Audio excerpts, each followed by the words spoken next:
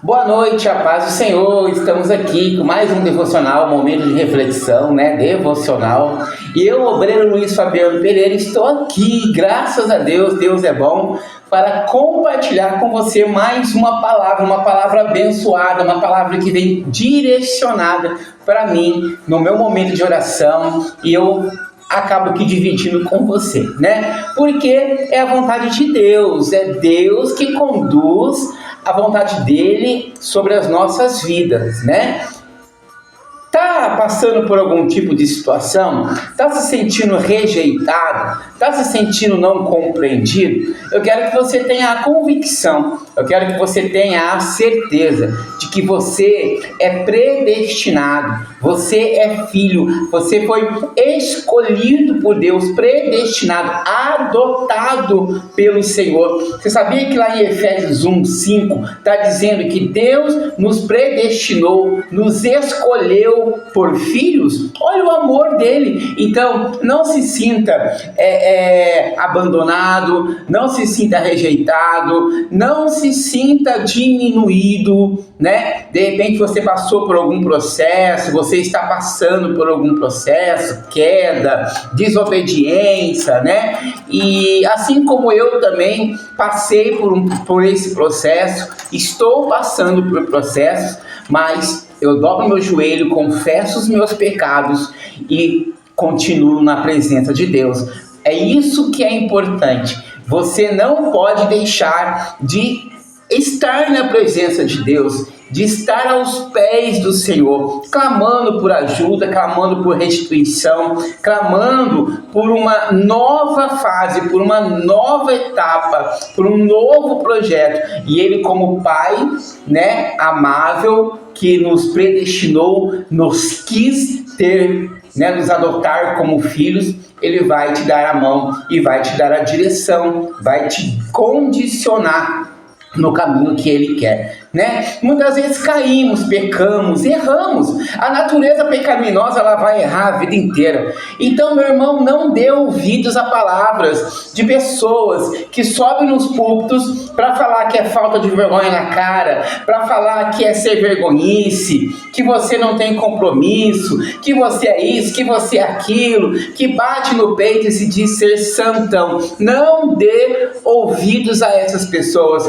porque errar é humano. Nós vamos errar porque nós não somos perfeitos. Por isso nós precisamos estarmos em oração, alimentados pela palavra de Deus, na presença do Espírito de Deus, E a vida dominada pelo Espírito Santo, ela é diferenciada, mas eu não quero que você acredite que o seu erro é porque você não presta, é porque você é sem vergonha, é porque você não é merecedor. Não, Deus não te vê assim, Deus não te vê dessa maneira, e você pode ter certeza que Ele sempre vai estar, da mesma maneira que o pai, o filho pródigo, ficava no portão daquela fazenda, esperando ele voltar para casa todos os dias, naquela ânsia, naquela expectativa do filho voltar para casa, porque ele queria a família reunida, ele queria o filho perto dele. É a mesma coisa quando você cai, quando você se afasta, quando você se distancia, o pai fica esperando a sua volta, ansioso, com uma expectativa, e cria novamente uma expectativa em cima daquele filho, e restitui o filho, e estende a mão, dá apoio para o filho continuar na presença do pai e sendo direcionado pelo pai. Não é verdade? E lá em Romanos 8,15 está dizendo assim, Romanos 8,15 está dizendo assim: porque o Espírito que vocês receberam de Deus não torna vocês escravos e não faz com que tenham medo. Pelo contrário, o Espírito torna vocês filhos de Deus, e pelo poder do Espírito dizemos com fervor a Deus: Pai, meu Pai, Em outra versão está dizendo aqui, não, porque não recebeste o espírito de escravidão, para outra vez estar sem temor. Então, o Espírito de Deus é um espírito de liberdade, não um espírito de temor. né? E as pessoas às vezes querem colocar temor em você para manter você nos lugares, né? Coloca medo, prega um Deus rígido, prega um Deus tirano, né? Deus é fogo consumidor, que se você fizer isso, ele vai te recolher, que se você fizer aquilo, ele vai te amaldiçoar. Deus, ele é justo, ele é pai, ele corrige sim, ele é justiça sim, mas ele não é tirano. O medo não faz parte da natureza de Deus, faz parte da natureza humana, né? Então, o Espírito de Deus é o espírito de liberdade, não de escravidão, né? Não é um espírito de temor, mas recebeste o espírito de adoção de filho, pelo qual clamamos Abba Pai. Abba Pai, clamamos a Deus, chamamos. É a mesma coisa a criança quando está em perigo, ela chama pelo pai, ela chama, né? Pela mãe, no caso. Ela pede socorro. Então é isso que está falando, que nós temos um espírito que não é de escravidão, mas se nós estivermos escravizados, clama ao Pai que Ele vem te libertar, clama ao Pai que Ele vem te ajudar. É isso que está falando, né? Pai, meu Pai, né? O Espírito nos torna filhos de Deus e nos leva a dizer com fervor e sem medo: Pai, meu Pai. Paulo usava a palavra aramaica Abba, que quer dizer pai, e logo em seguida a palavra grega pater, que também significa pai. O Espírito torna vocês filhos de Deus. Então, se escravizou, clama a Deus que Ele vem te libertar, né? O sentimento de ausência, o sentimento de carência pode ser devastador, né? A solidão, o isolamento e a sensação de estar perdido geram uma desesperança e tortura a alma. Infelizmente, cada vez mais pessoas se encontram assim. Você se encontra dessa maneira? Você sem esperança, se sentindo sozinho, isolado, carente, né? Não se sente compreendido, né? Medo da morte, medo de tudo, medo de pessoas, em pânico. Olha, na dependência física, na dependência do álcool, você se encontra com algum tipo de dificuldade. Quando eu me encontro, e por esses tempos eu me encontrei nesses sentimentos, né? Porque, como eu acabei de dizer, nós não somos super-homens e super-mulheres, nós somos carne, então nós estamos sujeitos a perecer. Se você não vai perecer na sua dificuldade, você vai perecer em alguma área que vai fazer você perecer. Pode ser no falar demais, pode ser no agir de maneira desonesta, pode ser em acusar o outro, né? Pode ser no olhar de cobiça, pode ser em tantas outras áreas que nós perecemos. Por isso que a palavra diz: orai e vigiai incessantemente, né? Infelizmente, cada vez mais pessoas se encontram assim. E esse sentimento é comparável à dor de uma criança que perde ou é abandonada por seus pais. Olha o trauma chegando aí, ó. Olha o trauma, a ferida na alma, né? Eu tenho traumas e feridas na alma até hoje. Eu preciso de cura e libertação até hoje. E eu sei que você também precisa, né? Por mais que você esteja na obra, por mais que você esteja ministrando à frente de obra, liderando, pastoreando, você tem feridas na sua alma, você tem situações que ainda não foram resolvidas, né? Que precisa ser transformado. E por que não resolvermos isso juntos? Né? Você me ajuda, eu te ajudo e vamos conversando. Deixa aqui embaixo nos comentários a sua dificuldade, deixa aqui embaixo nos comentários o seu pedido de oração, que nós vamos estar orando junto. Como eu falei, orem por mim, eu oro por vocês, me ajudem, eu ajudo vocês. Vamos trocar informações, vamos trocar ideias e vamos nos dar as mãos e caminharmos juntos. Né? Ninguém aqui é dono da verdade, ninguém é melhor que ninguém aqui usa a mentira como apoio, como suporte, não, né? E esse sentimento é comparável à dor de uma criança que perde ou é abandonada por seus pais. Ela olha para o passado com saudade e para o futuro sem esperança. Quer dizer, a pessoa dá mais valor no que ela viveu, mesmo não sendo coisa boa, mas não tem uma percepção de futuro, uma confiança no futuro, né? Porque o futuro sem esperança de uma vida feliz. Estar abandonado é um sentimento de quase morte. Então ela não consegue olhar para o futuro acreditando na felicidade, na prosperidade, na melhora, né? Ela fica sempre presa ao passado, sempre presa às feridas, aos traumas, que é justamente o que acontece. Eu também passo por isso. Olha que coisa impressionante. Eu também passo por isso.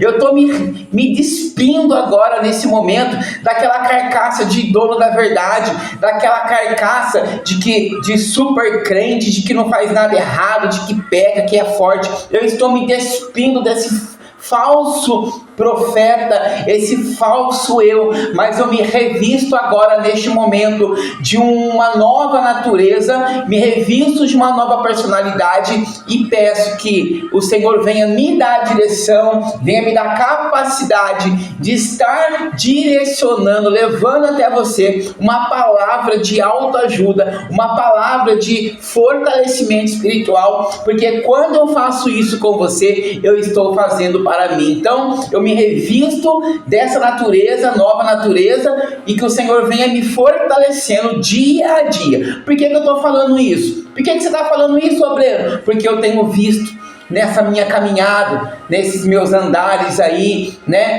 trabalhando em diversas áreas, eu tenho visitando várias casas e várias pessoas, eu tenho visto tantas pessoas machucadas, eu tenho visto tantas pessoas perdidas, feridas na alma, traumas que estão corroendo elas em todas as áreas, famílias desestruturadas, pais desestruturados, filhos desestruturados, e eu não quero que isso permaneça, nem na minha vida, nem na vida de ninguém, porque eu sei o que é ser abandonado, eu sei o que é um abandono de mãe, um abandono de pai, né? Vamos ser realistas, eu não estou culpando ninguém, não estou acusando ninguém de nada, eu só estou dizendo que eu sei o que eu passei, eu sei quem eu sou na fila do pão, principalmente, mas o mais importante, eu sei quem eu sou em Cristo, em Deus. Eu sei que Deus me ama, eu sei que Deus tem um projeto, um propósito para a minha vida e para a sua vida, e Deus te ama também da mesma maneira que Ele me ama, amém? Olha, a situação piora quando somada à condição que separa as pessoas de Deus. Todos pecaram, lá em Romanos 3:23, vamos lá, Romanos 3:23, vamos ler aqui comigo? Romanos 3:23 está dizendo assim, ó, cadê? Aqui, ó. Todos pecaram e estão afastados da presença gloriosa de Deus. O pecado causa esse afastamento da presença de Deus, né? É o que eu estou falando. Se você não dobrar o joelho, não orar e não clamar a Deus, não pedir a Deus uma restituição, você vai ficar achando que você não é digno, né? É a morte espiritual. Você vai ficar achando que você não é digno de voltar para Deus, de caminhar com Deus, que Deus não te ama, que Deus te rejeita, e isso não pode acontecer. E muitas pessoas estão usando isso para manter pessoas cativas dentro das igrejas. Estão usando isso de artifícios mentirosos para manter membros dentro das igrejas, e isso é um absurdo, e eu não compactuo com isso, não aceito isso, tá? E não estou citando o nome de ninguém, e nem estou mandando recado para ninguém, eu apenas estou falando o que eu vivi, o que eu presenciei nessas igrejas que eu passei, e nessas igrejas que eu ministrei, que eu visitei, eu presenciei e vi coisas que eu não concordo, né? Mas tá na mão de Deus. Quem sou eu também para achar que sou melhor que alguém? Nada disso. Quero mais é falar da palavra de Deus, né? Então tá dizendo lá que todos pecaram. Todos pecaram. E a consequência do pecado é a morte, né? Romanos 6:23. que significa a perda da vida espiritual e a separação de Deus. Viver afastado do Senhor é doloroso. Viver afastado do Senhor é triste. Causa todos esses sentimentos que nós acabamos de ler aqui em cima: isolamento, depressão, desconforto, tristeza, desestrutura. Tudo isso acontece, né, se viver afastado de Deus. Então Deus é a nossa força, Deus é a nossa fortaleza, né? E Deus está dentro de nós. Então nós somos igreja, nós somos templo. Tem uma passagem aqui, eu vou achar aqui e eu vou compartilhar com vocês, que diz que Deus não habita em construções de homens feitas por mãos humanas, mas que Deus, nós somos o templo, nós somos a igreja. Mas congregar em igreja é bom? É ótimo, é maravilhoso. Você conhece pessoas, você se socializa, você tem comunhão, né? Tem ali um social, mas isso não é uma forma de dependência. Você não precisa da igreja, você precisa de oração, você precisa de consagração, você precisa de viver a palavra aqui dia a dia. É isso que você precisa, que eu preciso e que todo mundo precisa. Tá bom? Olha, mas Deus, em seu infinito amor, eu estou lendo aqui, que eu já fiz um resumo aqui de um estudo que eu fiz, tá? Eu fiz um estudo e estou aqui, digitei aqui, então por isso que eu estou, é como se fosse o meu esboço, ó. A situação meu Deus, em seu infinito amor, oferece seu amparo, chamando os pecadores ao arrependimento, para que sejamos regenerados, nascidos de novo, e que recebamos uma nova vida, uma vida abundante. João 10:10, né?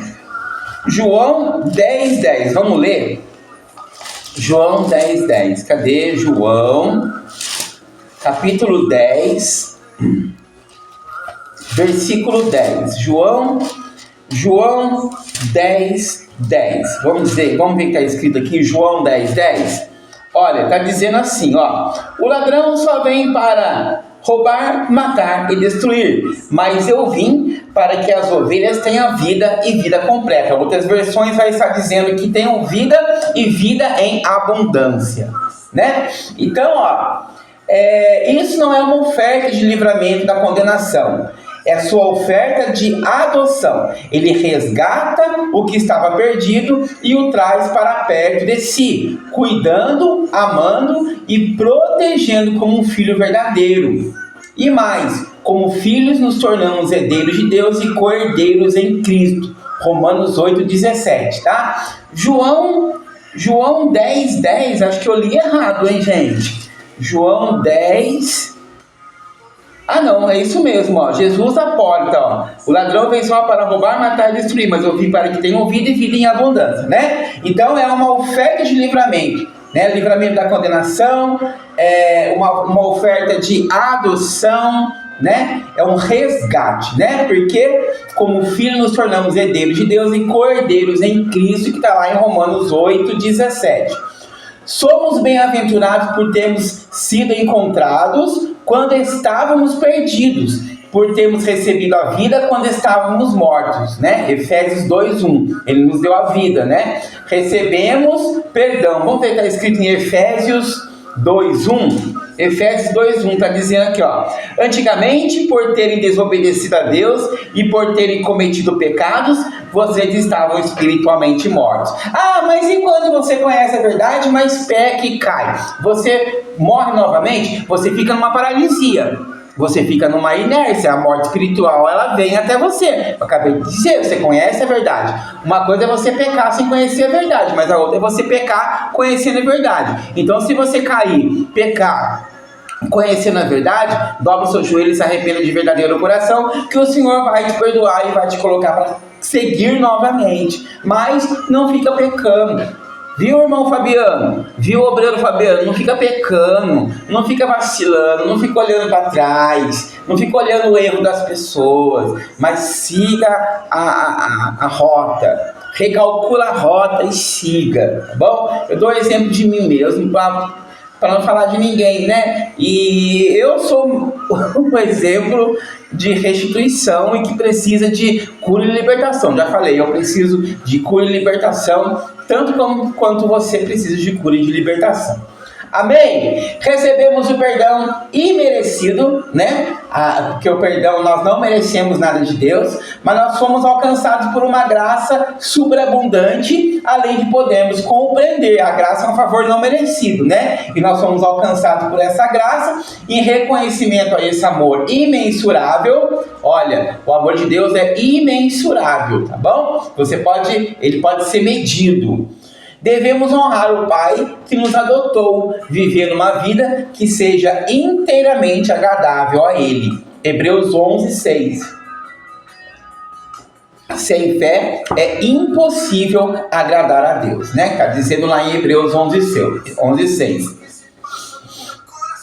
Como diz uma antiga canção: ó, porque Jesus me ama, eu não posso explicar, mas a ti também te chama, pois deseja te salvar. Olha só, hein? Não ande mais sozinho, há um Pai de amor pronto para recebê-lo como filho e dar a você, a mim, a vida mais feliz e bem-aventurada que ninguém jamais poderia conceder. Isso está lá em Provérbios 23:26, tá bom? Então, que Deus lhe abençoe. Eu espero que você tenha entendido esse devocional, essa palavra que eu estou compartilhando, né? Eu estava estudando aqui e o Senhor vai me dando as palavras, eu anoto. Comigo é assim, eu vou orando, o Espírito Santo vai colocando as palavras, as passagens na minha mente, eu vou anotando. Aí depois que eu vou ler, eu só faço a montagem, porque vem tudo direcionadinho, né? Vem tudo explicadinho. Então, que Deus abençoe. Ótimo final de semana. Sexta-feira abençoada na presença de Deus. Amanhã eu vou fazer um pedal logo de manhã, né? Vou estar tirando umas fotos aí com o grupo. Eu entrei num grupo de pedal abençoado, pessoas maravilhosas, né? E natureza, novas amizades, né? Amizades boas. Procure estar do lado de pessoas boas, né? Procure aprender com as pessoas e procure estar do lado de pessoas que vão te ensinar. Eu, graças a Deus, tenho bons amigos, tenho bons orientadores, né? Tive bons pastores, não posso reclamar de ninguém. As igrejas a qual eu membrei, eu fui muito bem recebido, eu aprendi muito, mas agora é a hora de caminhar com esse novo ministério que é a Igreja Pentecostal Jesus e Você.